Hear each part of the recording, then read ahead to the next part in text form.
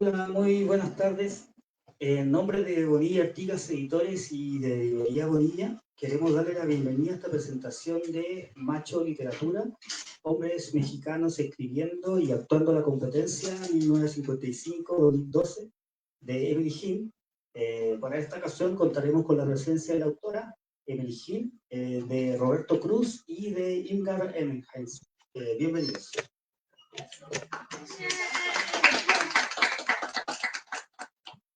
Agradezco a todas las amigas que vinieron y agradezco a mis queridos amigos aquí. Y me honra realmente que las personas en México vendrían a celebrar un libro sobre el problema de género en México que se escribió por una extranjera. Entonces, realmente es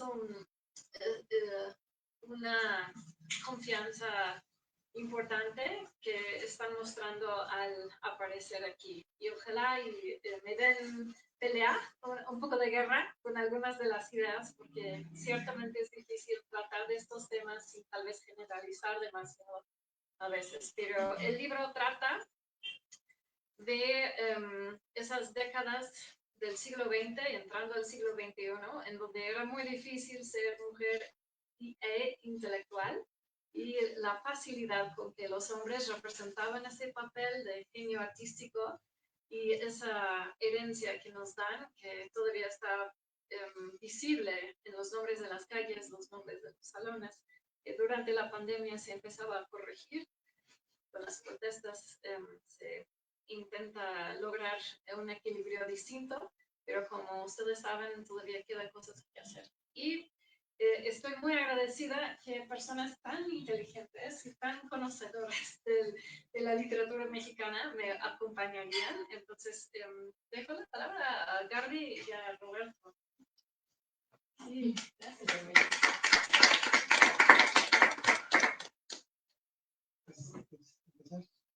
Sí.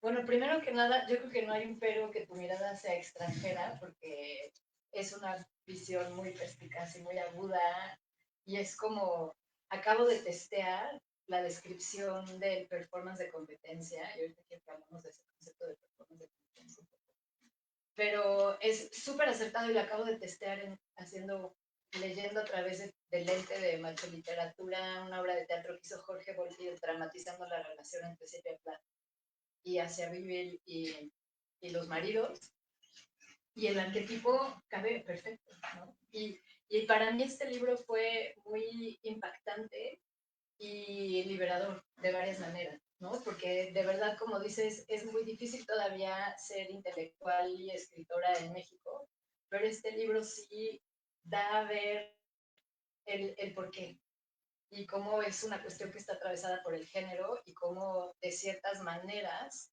los hombres han capitalizado por décadas el campo literario, dejando a las mujeres en el mar. Eso claramente ha cambiado, pero te digo, a mí me impactó muchísimo tu libro y me liberó cuando lo leí por primera vez. Era así como de, claro, es por esto, ya entendí, ¿no?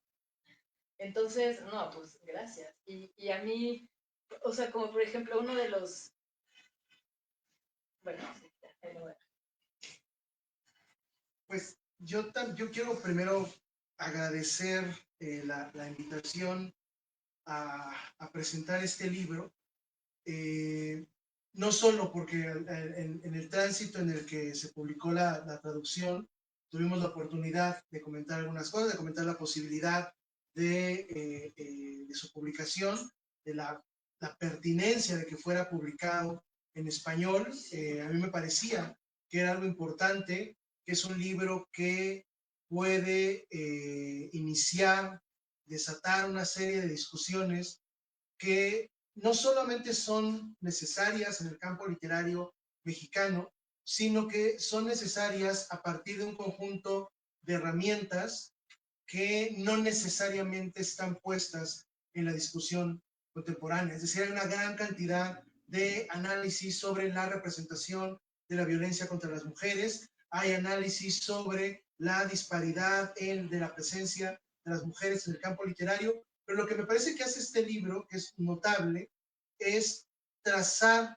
un abanico de análisis que lo mismo toma en cuenta las historias personales de los escritores, de los hombres escritores, que tome en cuenta las obras literarias de esos hombres escritores, la recepción de las obras literarias, la crítica, la figuración imaginativa de esos hombres escritores en otras obras literarias. Es decir, es un abanico tan amplio que nos dota de herramientas necesarias para una discusión mucho más amplia y mucho más compleja. Pero al mismo tiempo quería agradecer la posibilidad de participar porque algo que comentaban en una de las presentaciones de este libro que se hizo en Hablemos Escritoras, donde también estuvo Gary, donde estuvo Fran, era la situación de muchas veces las clases sobre género, las mesas sobre género, los libros sobre género, las comisiones burocráticas sobre género, se asume que son un asunto exclusivamente de las mujeres. En algunos casos de las mujeres y de las disidencias sexogenéricas. Entonces, si uno revisa, bueno, al menos en el caso que yo veo cerca, en la universidad donde trabajo, como que el esquema burocrático da por sentados esos elementos. Entonces, hay que organizar una mesa sobre el 8M y se invita a críticas académicas, escritoras, mujeres. Vamos a organizar un congreso y se invita mayormente, o se da por sentado que la mayoría de las participantes son mujeres. O algo que alguna vez comentaba una colega, se da por sentado que las comisiones de género, las representantes de las comisiones de equidad, tienen que ser necesariamente ocupadas por mujeres o por personas que son parte de la comunidad de la disidencia sexogenérica. Y si bien eso ofrece una posibilidad de una mirada que la gran mayoría de los varones no posee, también implica que esas personas están haciendo un trabajo que no está siendo remunerado y que se ve en automático. Entonces, la posibilidad de representar a esa otra parte del campo literario, a la parte del campo literario que está siendo el centro, el sujeto de estudio del libro, también me abre la posibilidad de plantear esa otra mirada. Creo que eso, para mí, me abre la posibilidad de pensar qué tan importante es que este libro sea leído, no solamente por las personas que están interesadas en los estudios sobre género en la literatura mexicana, que es como el público inmediato, creo, pero también por personas que están interesadas en la literatura mexicana en su conjunto, pero también por, y eso creo que sería un público interesante, personas que participan en la mediación de lectura, en la creación de círculos de lectura, en la difusión de la literatura, o que participan en el campo literario como personas que escriben. Particularmente pienso en que es un libro que quería muy bien que fuera leído por mis colegas escritores varones. No porque sea un manual para dejar de ser, porque no lo es. Y eso también me parece importante. No es un manual de Carreño para la nueva masculinidad escritoril, porque no es lo que pretende, pero sí obliga a que alguien que lo lee vea cuáles prácticas, cuáles rituales, cuáles elementos de sociabilidad uno ha introyectado a lo largo del tiempo sin necesariamente cuestionarlos o cuestionándolos pero asumiendo que como implican un beneficio, uno no va a ayudar a desmontarlos. Yo quisiera agregar, porque sí es interesante que no veo a mis colegas hombres aquí en el público, y me fijo, no estoy en las redes mucho, pero estoy en Facebook y me fijo que mis amigos no hacen like en las imágenes de Macho Literatura. Y eso es sumamente interesante porque creo que sienten que ese libro o no se dirige a ellos o que va a ser un ataque si sí contempla a un público masculino. Y como acaba de observar Roberto, se equivocan en ambos casos.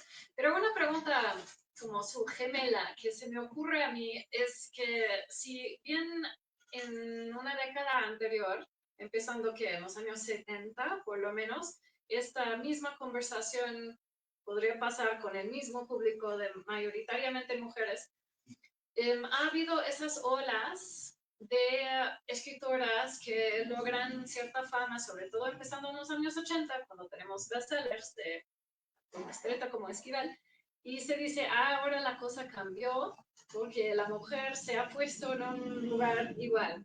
Y veo a las escritoras aquí hoy, y sé que tienen mucho renombre, hay muchos y muchas lectoras, que siguen sus textos, y de todas maneras tengo esa pregunta, por mucha fama que se alcance a cierta mujer que se identifique como mujer y haga una performance notablemente femenina, ¿podrá quedarse con esa fama o a lo largo va a ser otra vez como esa rueda de una mujer tras otra que está como en una cadenita de reemplazarse porque juegan ese papel todavía?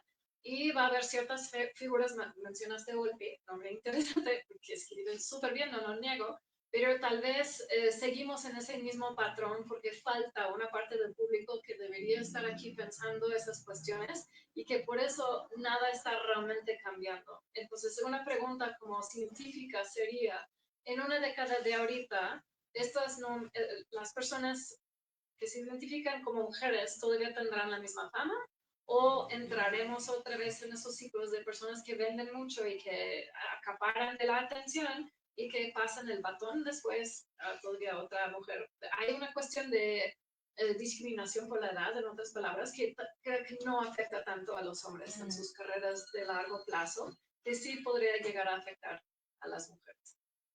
Una pregunta.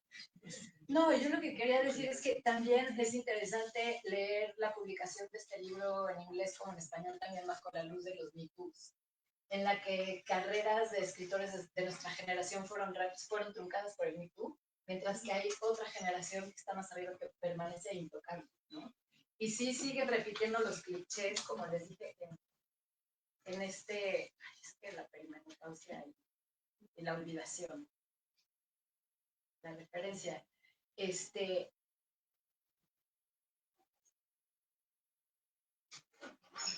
Aquí está que Nicolás Medina Mora escribe un texto sobre Heriberto Yepes y repite el mismo arquetipo, el mismito arquetipo que describes tú, el de como es de clase obrera, es el más culto que conozco, es un enloquecido, pero se ha trabajado y hace como tai chi y está trabajando. Entonces, la manera en la que lo retrata Nicolás Medina Mora, que es en un texto que apareció en 2023, repite ese arquetipo que para quienes no hayan leído el libro de Emily, que necesitan correr a leer, es que el performance para generar credibilidad como erudito literario oscila entre el arquetipo del bárbaro y el civilizado, ¿no? Entonces es como puede ser un golpeador, pero que escribe cosas brillantes sobre la experiencia de golpear a su mujer, como un párrafo que cita Emily de Elizondo, que además es aterrador porque esta literatura que se enseña en las escuelas pues sigue reafirmando este imaginario violento y misógino, ¿no? Pero que además los escritores jóvenes lo siguen también repitiendo. Y bajo la luz del Me Too, que pues, sí siguen sin leernos, y a mí lo que me preocupa mucho es como este apartheid de género en la literatura, mujeres leyendo a mujeres. A mí misma de pronto me cuesta, la verdad, leer a los señores.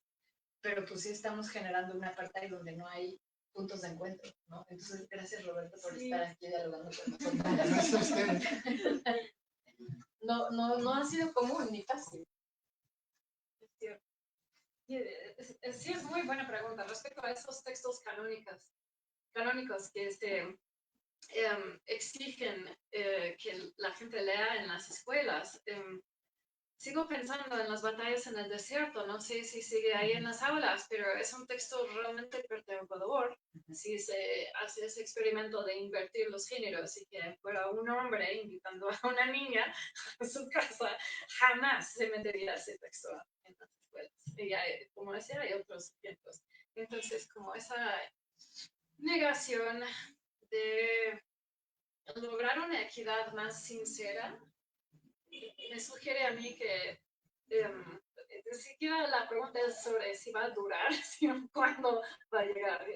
Tal vez hay cierto engaño que siempre pensamos en el momento presente ya lo logramos y cuando se mira bien se da cuenta, no, en realidad ya las mujeres ya estuvieron aquí antes. Estamos repitiendo un ciclo que ya se hizo.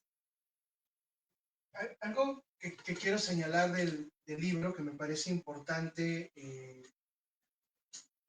porque plantea también la posibilidad de arrastrar las preguntas hacia adelante y hacia atrás. En la caracterización que hace Emily de este binomio de la performance del escritor moderno entre el bárbaro, el arquetipo del bárbaro y el arquetipo del civilizado, que realmente los hombres escritores que han logrado llegar a un espacio de canonización tal que resulta muy difícil moverlos de ese espacio de canonización, independientemente de la calidad de la obra, es porque han logrado tener ese equilibrio entre ser lo suficientemente bárbaro y lo suficientemente civilizado para no escapar completamente de ese afecto y de ese deseo masculino proyectado en los hombres escritores que ocupan el centro del canon. Pero pensaba, a partir de eso que mencionaba Gardi, el ejemplo de Medina Mora y el perfil que escribió sobre Yepes, pensaba en ese otro lado con el que podemos utilizar, que podemos leer a partir de este binomio, de estos dos arquetipos, que son como máscaras, que son como las dos caras de Jano. En realidad, nadie es plenamente bárbaro y plenamente civilizado. No siempre tiene que haber este equilibrio, y cuando no hay, se les reclama también esa falta de equilibrio. Pero pensaba en cuánta luz nos da esta idea, por ejemplo, en relación con un momento clave, un momento crítico de la literatura mexicana, que es fundamental, que es la polémica de 1925 y la literatura viril en México, que es una de las polémicas fundamentales de la historia de la literatura mexicana. Para quien no recuerde, esta polémica se da porque, ¿quién es el que publica el primer?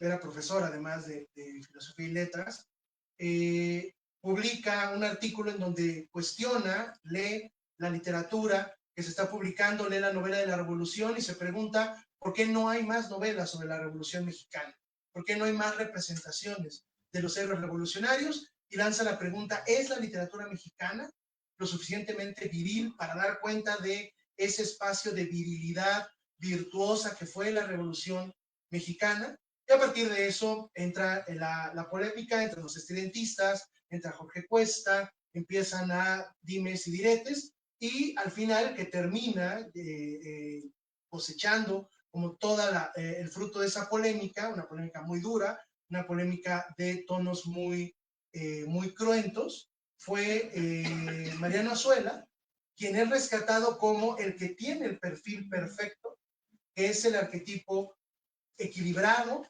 entre bárbaro, porque habla de la revolución, porque Demetrio, ¿cómo se llama el personaje de los de abajo? Macías. Demetrio Macías, sí, ¿verdad? Demetrio Macías es ese bárbaro perfecto, pero al mismo tiempo, en los otros personajes, el personaje del letrado que representa a Azuela en la novela es el arquetipo del letrado civilizado que escapa de la revolución, que puede dar cuenta de las contradicciones de la revolución. Y pensaba eso a partir de esta oposición, y cómo en esa polémica, y en la polémica que le siguió unos años después, en 1932, contra contemporáneos, la polémica nacionalista, quienes aparentemente habían salido perdiendo en esa polémica eran los contemporáneos, porque los contemporáneos eran un grupo de escritores sobradamente cosmopolitas, elegantes, y muchos de ellos abiertamente homosexuales. Urrutia, Novo, Pellicer también, y algunos otros. Y ahí lo interesante es que los contemporáneos, nadie dudaría que están hoy en día, y sobre todo en los años que analiza Emily en su libro, están en el centro del canon de la poesía mexicana del siglo XX. Nadie dudaría que ahí está Villaurrutia, que ahí está Cuesta, que ahí está Pellicer, que ahí está Gorostiza. Y la pregunta interesante es, ¿por qué un grupo de escritores homosexuales están en el centro de la poesía mexicana apenas unas décadas después de la polémica de la literatura viril que canceló ese tipo de escritores?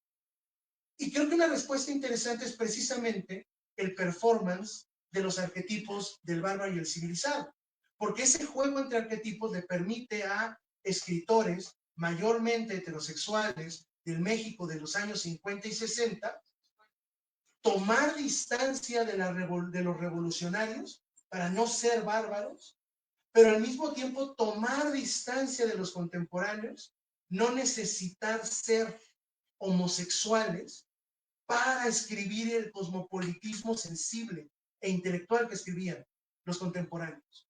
Entonces, el análisis que hace Emily de casos como Octavio Paz, Carlos Fuentes, Salvador Elizondo, creo que logran identificar, sin nombrarlo, en este binomio la posibilidad de negociar con el problema de la literatura viril mexicana sin llegar al otro extremo, que era con el que acusaban a los contemporáneos de una literatura afeminada.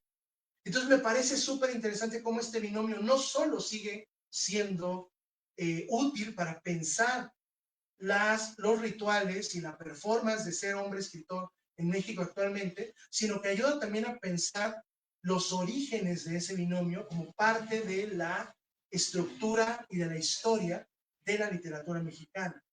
Entonces, lo que Emily nos está dando en este libro es, sobre todo, un conjunto de preguntas con materiales muy diversos, muy ricos, con un trabajo de archivo formidable, con una lectura atenta, con un close reading también formidable, pero también nos está dando una herramienta fundamental que es la duda y la intuición. La intuición feminista de preguntar por qué eso es como es, por qué genera incomodidad, por qué el hecho de que ese señor hable de esas cosas es incómodo y todos lo sabemos, pero algunos se lo celebran y otros no. Y creo que esa intuición que termina tomando forma de manera metodológica a lo largo del libro es una de las grandes aportaciones. Entonces uno podría leer Macho Literatura para entender la cultura mexicana de esos años, para entender estos binarios, la manera en la que la partición del género en la literatura mexicana, pero también para aprender a leer de una manera muy específica esa literatura a partir de un conjunto de preguntas que podrían parecer incómodas, que alguien podría tomar como invasivas, pero que resultan de cuestionar aquello que estamos dando por sentado. Y finalmente creo que un ejercicio fundamental de la crítica es preguntar por qué creemos lo que creemos y por qué lo que nos parece obvio se ha construido como obvio a lo largo de la historia. Y creo que es una aportación fundamental del libro. Sí, totalmente. Y creo que la misoginia une esos grupos, Claro. ¿no? Es difícil verlo porque no lo dicen con tantas palabras, ¿no? No aparenta apoyar a muchas actrices, por ejemplo, pero si se rasca, se entiende que es un teatro bar. Era un club de hombres, un club de Toby. Yo sé que algunas de ustedes no están de acuerdo con esa idea de que el feminismo haya estado aquí antes. Y quiero escuchar las preguntas y comenzar el debate. Pero hay que confesar en voz alta que una de las cosas que a mí me deprime o me afecta mucho la visión de dónde estamos es el hecho de que mi hija no tiene, ya perdió los derechos reproductivos que tenía yo hace unos 10 años en el estado de Florida, ya se perdieron. Y eso para mí es un paso gigantesco para atrás. Me gustaría imaginar que no tuviera metas tan obvias, pero al perder ciertos derechos, sí me doy cuenta que hay cierta linealidad que busco y que en mi caso personal vamos para atrás en términos de los derechos. Y eso me hace sentirme a mí personalmente que estoy en un lugar en donde cedí terreno sin tal vez haber hecho algo que debería haber, no sé, no respeté lo suficiente a mi mamá o mi abuela, no sé cómo se sigue repitiendo un patrón en donde realmente es la misma lucha. y dejo de hablar. No sé si ustedes tienen más comentarios o preguntas. No, yo tengo un comentario más y una pregunta más. En respecto a lo que dices del feminismo, es que yo creo que este tsunami de la cuarta ola está más enfocado en hechos simbólicos que clavarse en el activismo y en la militancia. Aunque sí se han hecho muchos avances en legislación, por ejemplo, en tema de feminicidio y violencia de género, pero sí hay un claro retroceso y mucho de la lucha de este feminismo es a nivel simbólico, como un feminismo de consumo, un feminismo individualizado, y eso claro que nos tiene que preocupar. Pero regresando al arquetipo del bárbaro civilizado, yo quería mencionar cómo este arquetipo lo vemos también en otras disciplinas y aplica, sí, como lente de lectura para analizar Bardo de González Iñárritu, que él mismo se retrata como clasista, misógino, como hombre herido, ¿no? Esa discusión que tiene con Colón en la película, parados en una pila de cuerpos de indígenas asesinados por los españoles, tiene una discusión estupidísima. Pero al final también se transforma en hombre herido con daddy issues y me hace pensar en el libro No contarlo todo de Emiliano Monge. También este arquetipo lo vemos cómo se reproduce una y otra vez en el arte contemporáneo, ¿no? Y ahí el predecesor es José Luis Cuevas. Y pienso en La Panadería en los 90, Artemio, Joshua Ocon, Miguel Calderón, Santiago Sierra, que también el contenido de su obra encarna también esta dicotomía y retratan un México crudo, violento, salvaje, que hizo que México hace 25 años se colocara como en el panorama del arte global, ¿no? Y decían, es que los mexicanos hacen mucho desmadre, o sea, hay unas anécdotas de desmadres que hacían los museos, de los artistas borrachos en los hoteles rompiendo cosas. Y no fue hace tanto, ¿no? Yo tengo dos preguntas para ti. Si puedes como hablar un poquito más en tu interpretación, hay una sección maravillosa sobre el pene en la literatura como figura y cómo la sexualidad masculina se retrata de forma diferente por los heterosexuales y por los homosexuales. Si podías chistar algo de. Y la otra pregunta que te quería hacer es como un poco dolorosa, pero si tú crees que las mujeres que aparentemente las escritoras tienen más prominencia que los hombres en este momento, siguen existiendo en este semiótico femenino que describes en puzzles y siguen operando o seguimos operando en estos arquetipos que son la Barbie, que pones que era Guadalupe Loaesa, la sexualidad de la lesbiana de closet, de Rosario Castellanos, las divalectuals, que explotan la feminidad de sus performances, como Antonieta Rivas Mercado, Guadalupe Amor, Elena Garro. Y Poniatowska es la engañadora que seduce con su naivete. Y si tú crees que ese semiótico femenino sigue operando y capitalizándose en este mundo masculino. Y otro bárbaro civilizado, claro, que es Paco Ignacio Taibo, que se permite decir barbaridades en la esfera pública, ¿no? Pero es como poniendo en escena el arquetipo. Y la última pregunta. Si puedes hablar en español, porque creo que no se traduce bien. Sí. O sea, yo lo traduciría como hacer un performance de competencia literaria, pero digo bueno, no sé, es que no se traduce. Sí, yo creo que por aguantar tanto tiempo buscando empleo, pensé mucho esa cuestión de competence, de cómo deciden si sabes de lo que hablas o no, y si no hay cómo vestirse si eres mujer como intelectual, porque realmente nadie sabe qué es eso, ¿no? ¿Estás imitando a alguien?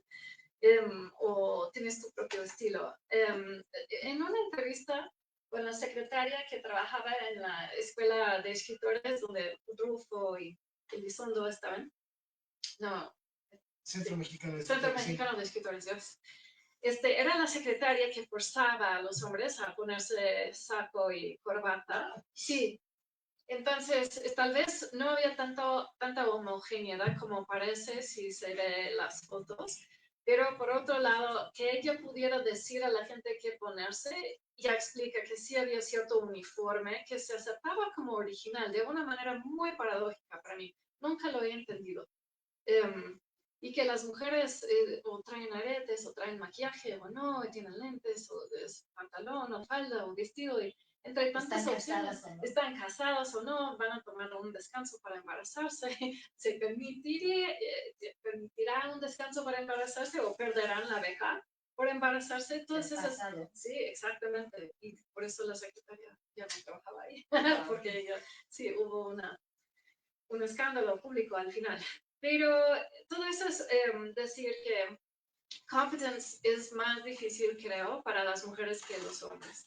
Y siempre me pregunto, ¿habrá una distracción en ser mujer que se representa como mujer y también como femenina, en donde siempre una parte del cerebro está ocupada pensando cómo me están viendo, tengo pintalabios en los dientes, que si tuvieras otra performance, no tendría que molestarte, estarías tal vez más presente o siempre pensarías el doble en clase de concentración más enfocada en el tema, en lugar de siempre percibirse como fallando en esa performance, por un lado. Hablé lo suficiente de competence, creo que no sé cómo traducirlo, pero creo que para ciertos grupos es un problema muy grande que nunca se soluciona. Yo lo siento con los estudiantes, además. Creo que cuando era más joven tenía cierta ventaja de conexión, aunque no representaba la autoridad, y ahora que me estoy envejeciendo, creo que nunca se va a llegar a un momento de autoridad como se podría disfrutar de ser ya homosexual o heterosexual, pero hombre, porque cada arruga más añade más autenticidad o credibilidad, exacto, que a mí me va restando lo que nunca tuve en el ojo público, ¿no? Volviendo atrás, esa cuestión de cómo caracterizar a las mujeres, yo no sé si fue justa con Castellanos. Yo creo que en una época me interesaba experimentar un poco con las líneas entre ficción y no ficción y si se pudiera inventar un poco en la crítica. Y después sucedió todo lo de George Bush, el segundo, y sus mentiras sobre la guerra. Y pensé, no, mejor debo otra responsabilidad hacia cierta verdad que se puede encontrar en el archivo. Entonces, respecto a Castellanos, no sé si debo de haber propuesto, yo siempre sospecho de haber, si ella hubiera vivido, que definitivamente estaba en trayectoria para una relación lésbica, es mi intuición, pero no puedo comprobar eso para nada. Entonces, tal vez ahí no debo de haber escrito eso, pero yo lo veo repetirse en términos de Poniatowska y esa performance de inocente que permitía que lanzara preguntas muy directas sobre la corrupción y lo demás, creo que sigue eso. Y tal vez sigue habiendo...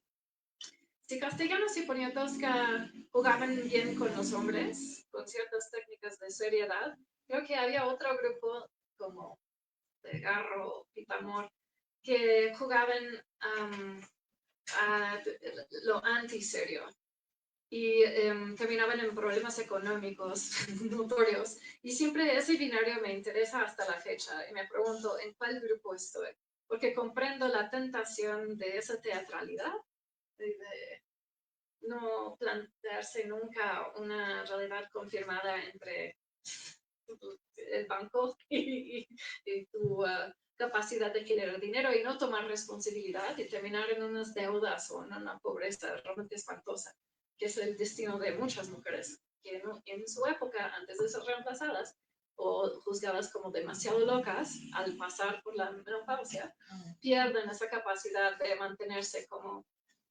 interesantes a pesar de esa situación de niña eterna. O ir irresponsable. Sí, así. Y ese otro lado de la gente más seria, siempre me pregunto, ¿pero apoyas a las mujeres o era más bien tú como mujer y después tal vez no jugabas en equipo tan feminista como podría haber sido de otra manera? No lo sé, no tengo las soluciones, pero sí hay ciertos grupos que siguen ocurriéndome como tal vez relevantes hasta la fecha, de todas esas decisiones que las mujeres tomaban que tal vez no pesaban tanto a los hombres, porque sí jugaban más en equipo y se regalaban entre sí los premios. Ahí está en el libro, pueden ver quién era juez y quién recibe premio y después de haber recibido premio se pasa a ser juez. Hay todo un círculo íntimo. Y tal vez ustedes tendrán las estadísticas para comprobar que eso está cambiando, no lo sé. Tal vez por falta de interés, no, me dicen que no, entonces no lo sé. Y lo del peine, yo creo que ahí sí les creería que poco a poco hay un cambio en donde cada vez más la mujer escribe del cuerpo de hembra y la sexualidad de otra manera. Claro, siempre podemos encontrar ejemplos que anteceden nuestro momento, pero sin duda es más fácil que el hombre escriba del pene y ese descubrimiento del pene siga siendo menos común que las mujeres escriban del descubrimiento de su sexualidad. Creo que hay una tendencia todavía de autocensurarse porque no existe el mismo permiso, el mismo sistema de permiso. Creo. Por otro lado, sigue interesándome que las estatuas en México siguen siendo desnudas mujeres y el hombre no tanto. Es mucho más difícil encontrar un pene. Y las partes femeninas están por todos lados. Eso es un patrón que no ha cambiado. Entonces, tu pregunta era sobre la diferencia entre hetero y homo. Ajá, los señores hablando del pene sean homosexuales o heterosexuales. Sí, tal vez es más ingenioso de parte de los homosexuales, o tal vez capturamos más de tanto juego que hacían. No, realmente se destaca en esa capacidad de rimar y crear poesía respecto a su propio pene y el de otros. Pero no sé si espontáneamente puedo pensar en diferencias. Sobre todo había un sistema de abuso heterosexual hacia la mujer que se diferenciaba del tipo de misoginia que tal vez los hombres homosexuales metían hacia el lado femenino, si eso tiene sentido. Pero espontáneamente no sé si pienso en diferencias artísticas entre cómo manejaban el tema del pene. Tal vez más sentido de humor entre homosexuales. No sé si ustedes tienen preguntas. Yo quería que contestaras, bueno, la que hizo al final Ingar sobre si pensabas que bueno, nada más estoy repitiendo tu pregunta, a ver si la repito bien. Si que pensabas en el presente que la mujer tuviera un papel más representativo en lo literario. Más o menos así va tu pregunta, ¿no? Esa ya no la respondiste, me interesa mucho eso. Sí, seguimos repitiendo los arquetipos del semiótico femenino.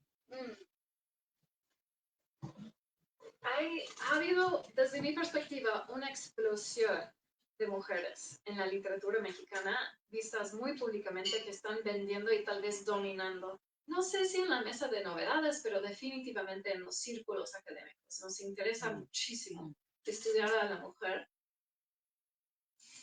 Y si hay los mismos grupos, de nuevo, yo tengo esa pregunta de quién va a durar. Entonces, no he tratado de clasificar a las mujeres en ciertos grupos.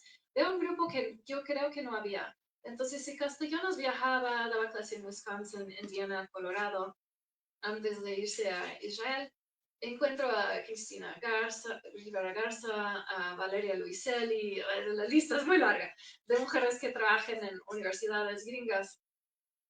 Y me pregunto si ahí hay un sistema de apoyo que existía hasta cierto punto antes y realmente ahora es una fuente muy importante de publicidad y de amistades que llevan a atención literaria. Entonces, tal vez es un grupo, no nuevo, pero mucho más grande que podríamos contemplar como todo un arquetipo o una clasificación. Fuera de eso, no lo sé, porque todo me parece tan novedoso y por otro lado, sigo con la misma pregunta de siempre, es discriminación por la edad y nos interesan mucho a las jóvenes y quién va a aguantar. Y soy yo la que tiene que retener en 20 años, ¿no? Si sigo escribiendo, si puedo retener a las que eran famosas ahorita y seguir haciendo crítica o si va a haber como ese consumo. Carmen Bullosa me habló de, creo que lo dijo en español, corrientes y no olas. Entonces, en su propia carrera, como la recibían bien, de repente la trataban con agresión, de repente como la rueda de la fortuna. Y, sí, y me gustaría no participar en ese problema. No sé si aclaro mi perspectiva aquí, pero me gustaría dejar de clasificar a las mujeres en ciertos grupos y simplemente mantener vivas las carreras. Me interesa mucho ya no tener esa idea de escritora menor, también los de minor, ¿no? Y que prestar atención a carreras que tal vez no ganen los premios de Rivera Garza ni Luiselli, pero que estén agregando algo crucial a la conversación, que tal vez no vendan tanto, pero nos den otra performance y otro modelo muy importante. Porque tampoco quiero simplemente leer un espejo de Estados Unidos, de esas carreras que se benefician mucho de tener ese apoyo económico de estar en Houston o Nueva York y los premios que conlleva esa esencia.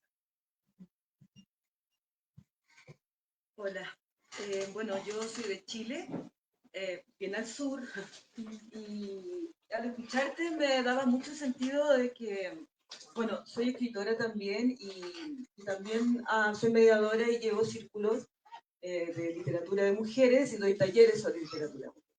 Entonces, al principio era como, dentro de las mismas compañeras, así como, oye, pero ¿por qué somos tan separatistas? Y que era como, amiga, tenemos que hacer un equilibrio histórico con esto. Y en esta investigación, sobre todo en la parte del sur, digamos, me di cuenta de que muchas de mis contemporáneas, yo tengo 53 en este momento, y he publicado escasamente, pero he publicado. Por lo tanto, me siento dentro de un privilegio. Pero muchas mujeres de mi edad y mayores, por ejemplo, las que vivieron las dictaduras, una enorme mayoría, yo diría que el 80% de esas escritoras están inéditas.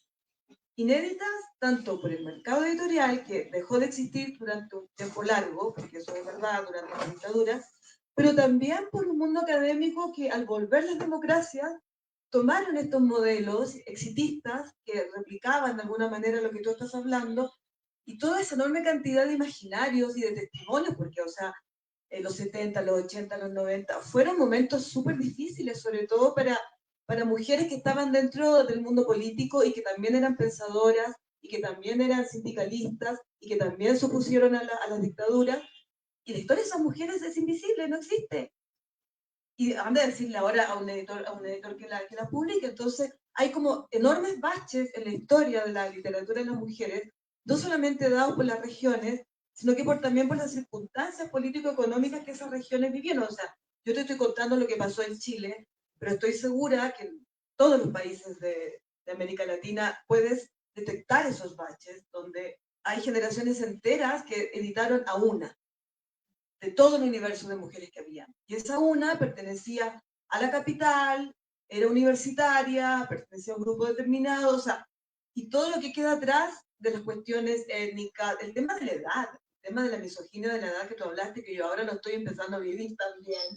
Es increíble, yo jamás me imaginé que a partir de la menopausia en adelante ya no te invitan más, aunque tú escribas mejor, pero ya no te invitan más porque ya no eres cogible, esa es la verdad, ya no eres manipulable, ya no eres una mercancía.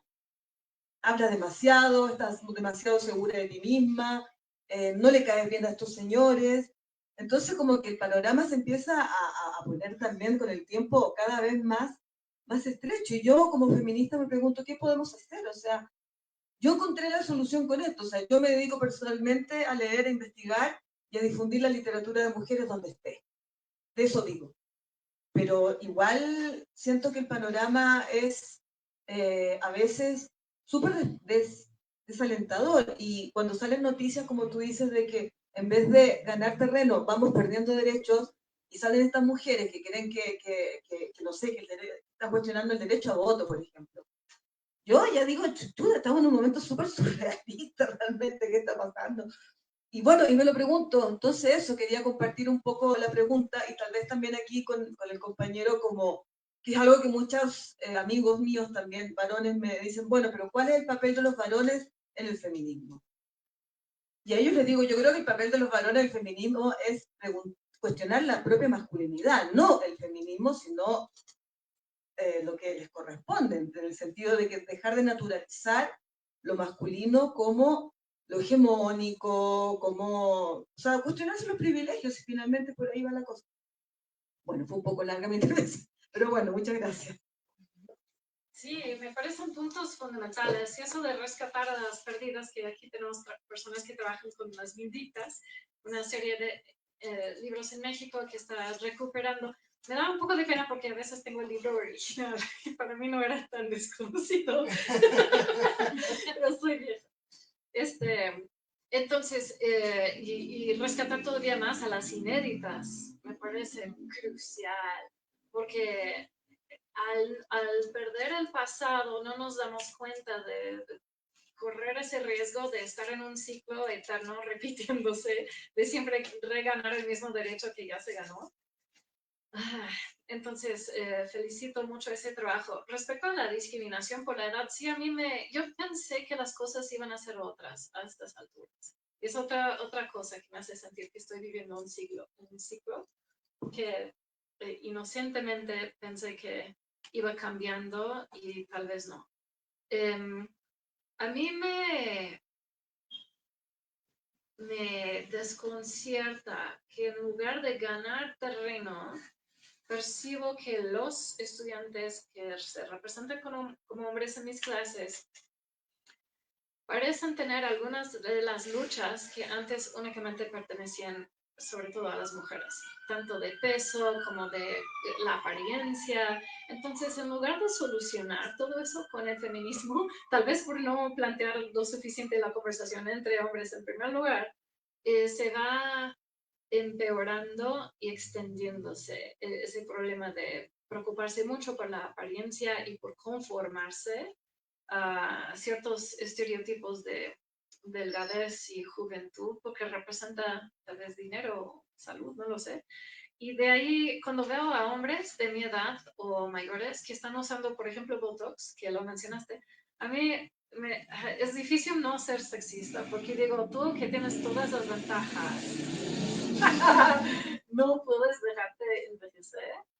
Y son las mismas decisiones que tomo yo, ¿no? Que afecta el dinero que gano, el dejarme envejecer, porque no me van a pagar tanto como si me diera más. Estoy apoyándome en Facebook. Apoyar a la sí. No, tan radical no, pero... Sí, entonces admiro mucho a las mujeres que tienen canas, que eligen envejecerse públicamente. Cristina Rivera Garza es uno de esos ejemplos muy admirables. Y yo lo veo como un feminismo radical. Es muy valiente hacer eso. Entonces, bien hecho. Te felicito. No sé si tengo los ovarios para hacerlo, ¿no? Porque esa cuestión económica me pesa. Y te dejan de hablar o te dejan de tomar en serio si representas tu edad, porque seguimos en el mismo juego, solo que ahora afecta más a los hombres, como yo percibo sus preocupaciones. No, creo que Roberto no tiene votos, pero personas mayores que yo lo... Afortunadamente la melanina me ayuda a arrogarme menos. No sé si contesté todas, eran muy buenas, puntos muy importantes. Parece superficial hablar tanto de la apariencia y no obstante, es en gran parte lo que estamos diciendo. Y yo misma experimenté la diferencia en los embarazos entre tener el derecho de tomar cierto tiempo protegido y no tener que pedirlo y no. Entonces, con el primer embarazo había que preguntar, ¿me dan el tiempo? Y con el segundo pude exigir porque ya la universidad había decidido. Y haber vivido esa diferencia en pocos años me enseñó que esas cuestiones del cuerpo son la raíz de muchas discriminaciones y no, si piensan que todo eso es superficial, se equivocan. Es de lo más fundamental cuando estamos tratando de pensar equidad. El tener que pedir permiso para vivir la vida biológica es realmente humillante. Y ahí es donde sabes que no tienes el poder. Y ese otro mundo que pude comprar en mi propia vida, de simplemente anunciar y exigir el derecho, es otra cosa. Ojalá y pudiéramos tener eso para solucionar un poco de ese miedo de dejarse envejecer. Si hubiera más protección hacia la dignidad económica. Yo quería agregar algo a partir de esto que decías, que puede parecer de pronto superficial hablar de ciertas, enfocarnos en las apariencias, en la manera en la que preguntan, aparecen, se representan los escritores, las escritoras. Pero justo creo que algo importante del libro es que deja claro que no es superficial. Porque es, o sea, Lo importante no es lo que el escritor piense, haga, sino cómo eso es recibido y cómo el escritor está pensando que va a ser recibido. Algo que decía Fran en la presentación de Hablemos Escritoras era, ¿por qué hablar de, no sé, en la autobiografía de Elizondo, cuando habla de que golpea a su mujer? Uno puede decir, bueno, pero es ficción. Ok, digamos que es ficción. ¿Por qué escribir esa ficción? ¿Qué espera, cómo espera ser leída esa ficción y cómo es recibida ese ejercicio de ficción? Y en el sentido de la apariencia es lo mismo. O sea, Carlos Fuentes, que era un hombre absolutamente vanidoso, que procuraba su performance de elegancia, etcétera, el bigote, las canas, el traje, lo hacía porque sabía que era percibido de alguna manera. Y Monsiváis también lo hacía, porque más allá de que si lo creían o no lo creían, ellos podían estar como plenamente conscientes de que era su derecho vestirse como se vestían, y en eso no me atrevería a decir si es o no es solamente una performance, pero es una performance en la medida en la que contribuye a la manera en la que se figuran como intelectuales.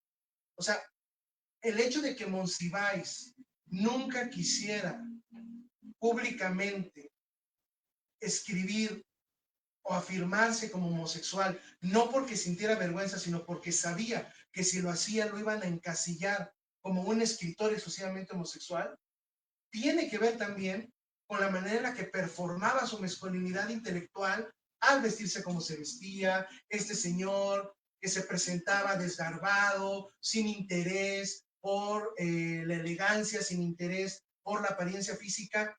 Eso es parte de la apariencia física.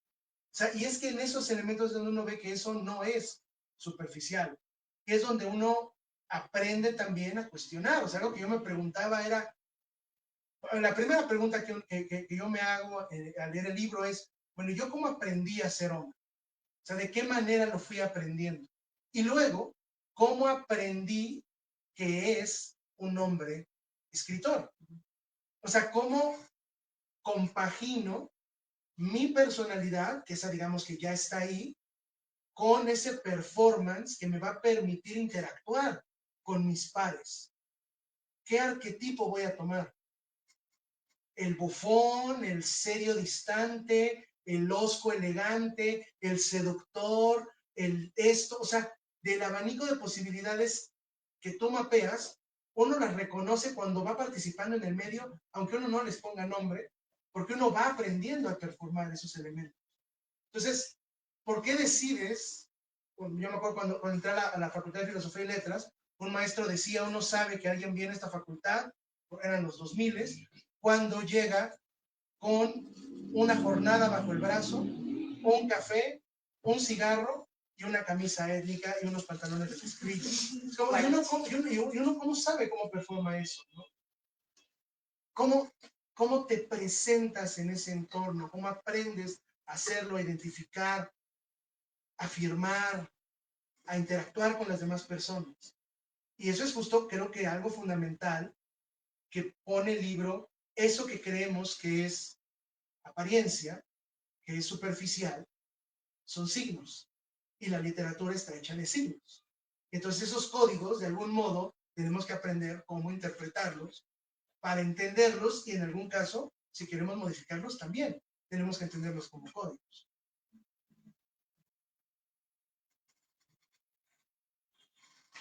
No sé si haya más. Sí, yo.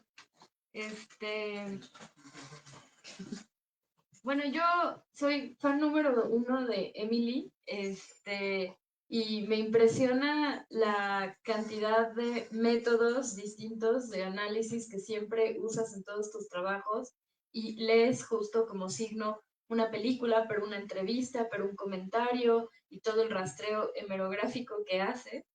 Y entonces, pues bueno, pensaba en esta entrevista que rescatas de Siempre, de 1966, creo que es del Paso, ¿cierto? Donde hace como una especie de tarot de la literatura para él, ¿no? Y dice, puedo decirte que para mí El libro más importante que se ha escrito en México es Pedro Páramo. Sí, es un lugar común decirlo, pero hay que hacerlo. Rulfo es la sabiduría, Arreola es la retórica, Carlos Fuentes, el glamour. Me tiene fascinado Farabev de Salvador Elizondo. Creo en el talento de Juan García Ponce y en el de José de la Colina, José Emilio Pacheco y Juan Vicente Melo, pero deben dar más. Como poetas admiro mucho a Octavio Paz y después a Francisco Cervantes y Homero Arillos. Sabines es un caso de pureza excepcional, con grandes caídas y grandes hallazgos, ¿no? Entonces, bueno, quería ver si podías como comentar sobre eso, en primer lugar. Y lo segundo es como una, pues, observación que, o sea, que ahora que hacías esta pregunta sobre las trayectorias y sobre la, pues, como boom mediático de las escritoras, del cual, pues, se participa como lectora, como creadora, como lo que sea. Y pensaba en que en México, por ejemplo, hay una cosa interesante en el arte que tiene que ver con cómo las artistas se encargaron también de poner las condiciones de su propia historiografía. Tenemos buenos archivos de artistas mujeres en México que fueron archivos hechos por artistas mujeres. Curiosamente, ese tipo de trabajo no hay un correlato así en la literatura. Yo no conozco bibliotecas de mujeres escritoras, con libros de mujeres escritoras, dados al público como bibliotecas de mujeres. Y pensaba pues que eso es pues, interesante y que es así, pues también es un poco una tarea de nosotras, ¿no? Como de no dejar que se nos caiga pues eso que estamos construyendo ahora, ¿no? Sí, son puntos buenísimos. Esa cita sabía lo que iba a hacer. Esa lista de, hombre, ¿cómo no cambian las cosas? Porque estoy pensando en Netflix y como hacen Pedro Páramo y la lista.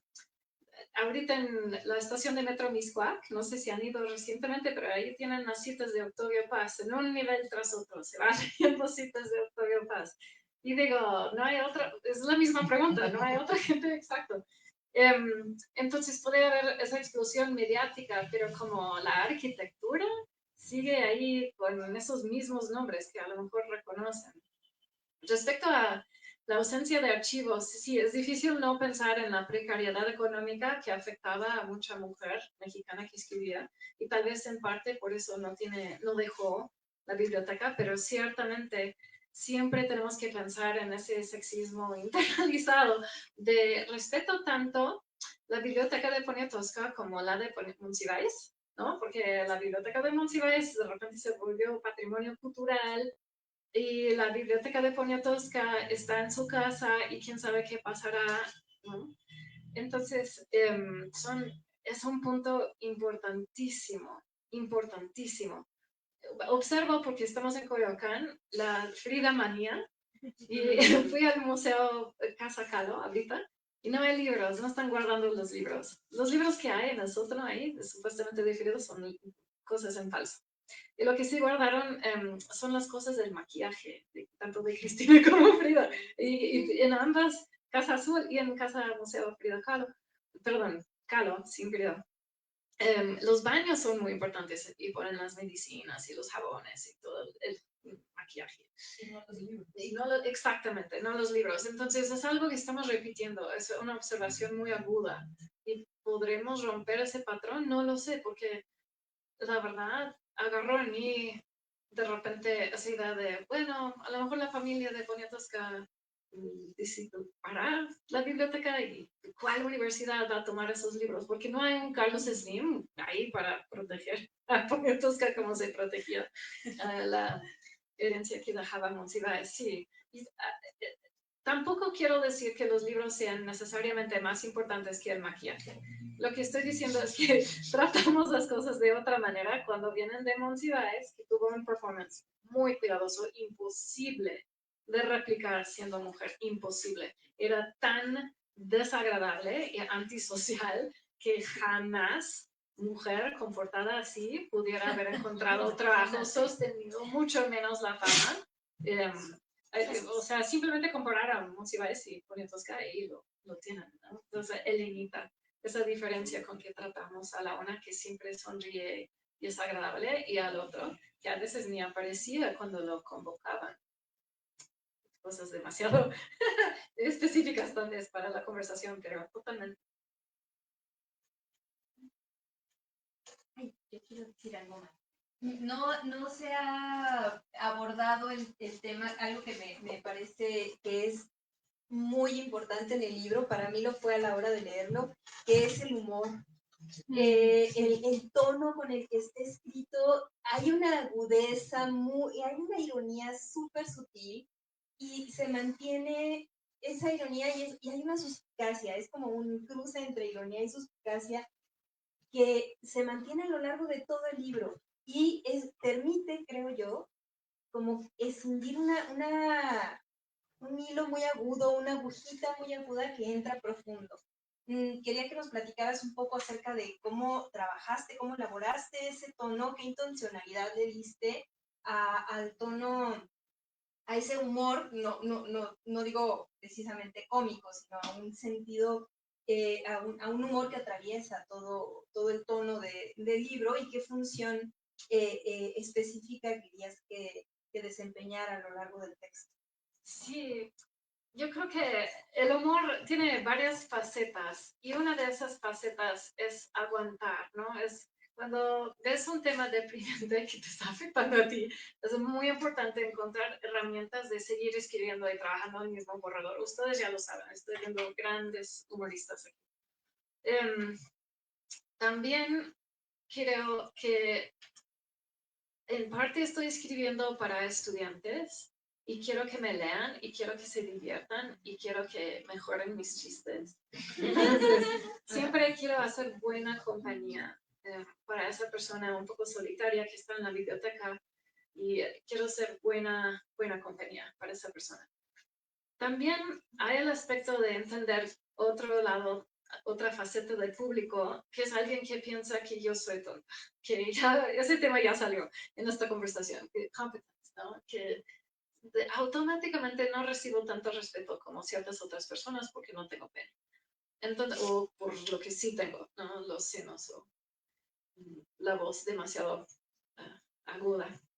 Entonces, distanciarme un poco de ese juicio a través de la ironía me parece muy útil, porque hasta cierto punto me estoy riendo de esas personas y no tanto con, y eso me divierte a mí, es parte de esa resistencia, pero también se puede parar y leer un trabajo, una ponencia con esa ironía sin ofender, más bien la gente se ríe y por otro lado cumple una función de defenderme y también tal vez Rosario Castellanos hacía eso, ¿no? Habla en serio o no y agrede un poquito sin ofender a ciertas personas que están bloqueando lo que quiere lograr. Entonces, son esas facetas del humor.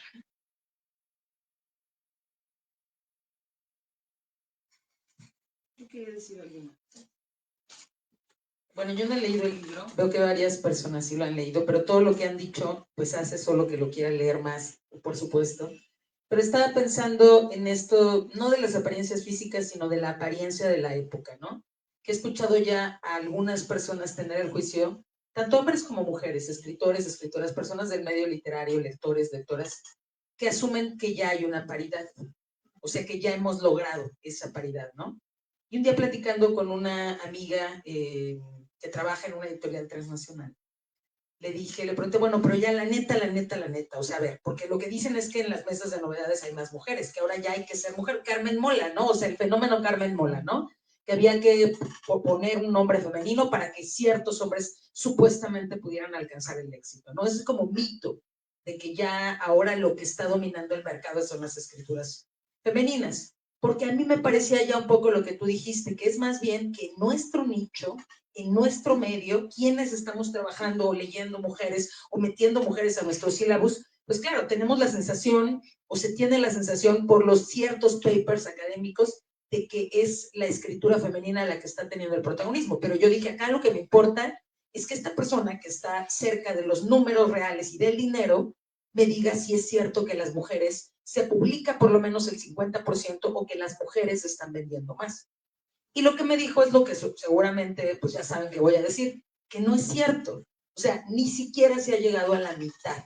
Y esto se lo he preguntado no solo a la de la editorial transnacional, lo he preguntado a personas que dirigen editoriales públicas, editoriales estatales. O sea, en los números reales no hemos siquiera alcanzado la paridad del 50-50. Sigue siendo una mayoría de publicaciones de hombres. Por tanto, el dinero sigue yendo, o las regalías, que bueno, eso también es otra cosa, ¿no? Como el mito de que realmente podemos vivir de la escritura, ¿no? Pero bueno, más allá de eso, la realidad en números sigue siendo, pero si yo voy y digo esto, yo sé que me van a creer, obviamente, pero creo que como que la apariencia de que la escritura femenina está teniendo realmente más poder es tan poderosa, la apariencia, que me parece riesgoso, ¿no? Como dar por hecho eso, cuando coincido contigo en que hubo escritoras que tuvieron cierta fama, o sea, que en su momento alcanzaron, fueron reconocidas y después cayeron totalmente en el olvido, y que hay gente que se dedica a estudiar justamente qué pasó que una escritora que era reconocida, y lo pienso en fenómenos más recientes de escritoras que tenemos más cercanas, que alcanzaron publicaciones y ahora ya no sabemos qué fue de ellas, ¿no?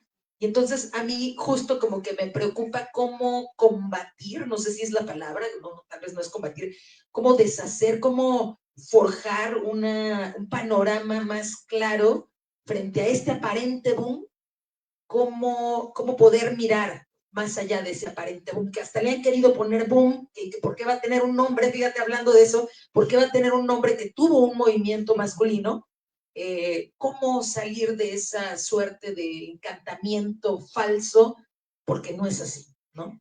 Esos números son fundamentales, entonces siempre cuando se pueda documentar qué está vendiendo realmente, pues es clave, porque dejamos de hablar de opiniones y mostramos una realidad económica.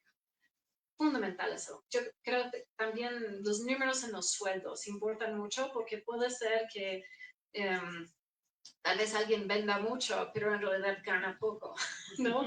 Entonces, ver quién tiene empleo que paga bien y quién no. Esto de ya logramos la equidad, ya logramos la paridad, es algo que escuchaba antes de... estaba todavía en Google cuando la gente me decía, no voy a nombrar nombres, y me insultaba un poco, pero también me imitaba, ¿no? Porque sabía, eres tan sexista, eres la razón que estoy escribiendo estas cosas. Y también me decían eso, gente a quien respeto muchísimo. Cuando estaba trabajando, me decía, el género, eso ya no se hace, ya pasó de moda. Y después, justo antes de terminar Doodle, fue Me Too. Y dije, yo sabía. No podía dejar el tema porque lo estaba viviendo, podía verlo. Y te quieren engañar. Entonces, no es realmente consejo, te hago compañía.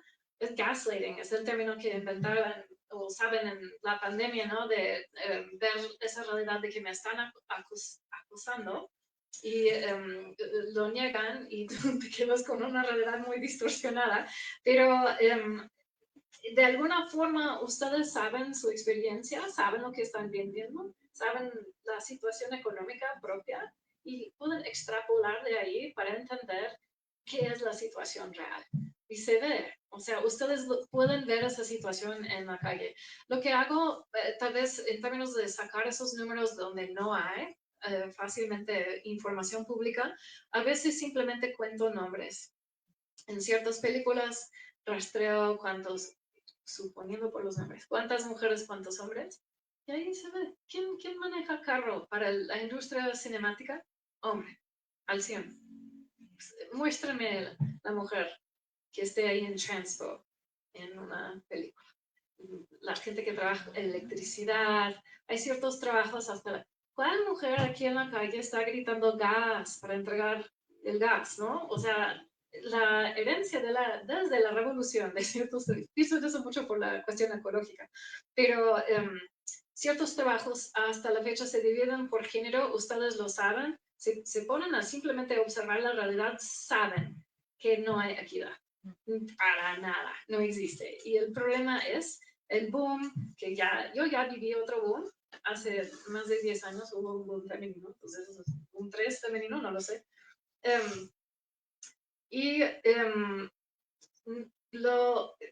Es tan fácil recibir ese gaslighting y convencerse de que un engaño sea cierto, pero si se ponen a observar una realidad antropológica, otra realidad es muy observable. De hecho, concluyo, vi la película Minions y digo, ¿no existen mujeres? O sea, me parece que todos los Minions son o sin género o masculinos, entonces está ahí en muchas partes. Hay simplemente que abrir los ojos y tener fe que no están locas, ¿no? Que lo que ustedes perciben sí es la verdad. Sí.